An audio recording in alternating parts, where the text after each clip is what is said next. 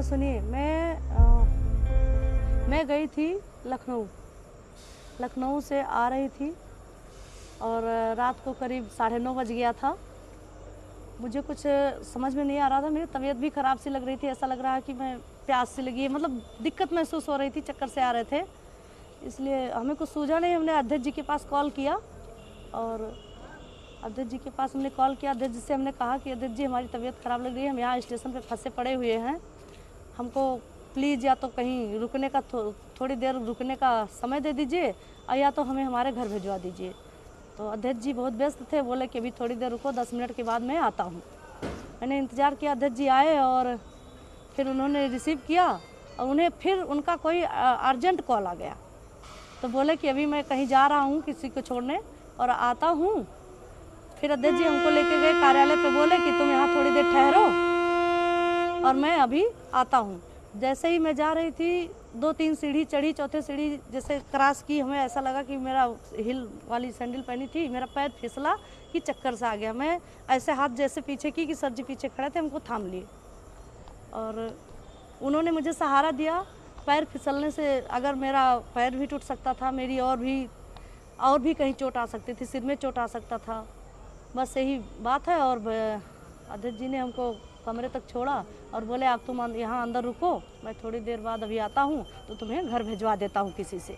बस भैया इतनी सी ही बात है, इतनी सी ही बात है। अब इसको चाहे कोई गलत सोचे या अच्छा सोचे, अध्यक्ष जी ना कभी गलत थे ना कभी हैं हमारी नज़र में। मैं पिछले करीबन 3-3.5 सालों से उनको जानती हूँ और हमारे पारिवारिक संबंध रहे भी हैं उनके यहाँ से, हमारे यहाँ से अध्यक्ष जी से पारिवारिक संबंध रहे हैं। इसलिए मैंने भरोसा करके उनके पास कॉल किया और किसी के पास कॉल नहीं किया। नहीं नहीं नहीं भैया बहुत अच्छे इंसान हैं और मेरे पिता तुल्य हैं, चाहे मैं बड़ा भाई मानूं या अपना पिता मानूं, और पिता तुल्य ही हमारी सारी फैमिली मानती है। हमारा भाई, हमारे हस्बैंड, हमारे 2 बच्चे भी हैं। मैं लड़की नहीं हूँ, मैं अनजान बच्चा नहीं हूँ कि मैं किसी को कोई मुझे बहलाएगा, कोई मुझे फुसलाएगा, ऐसा कुछ भी नहीं है।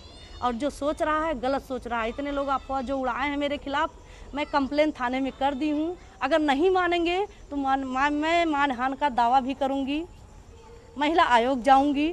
और भैया मेरे भी इज्जत है या माननीय अध्यक्ष जी के पास भी इज्जत है, वो ऐसा कुछ समझते तो किसी लेडीज को क्यों सहारा देते?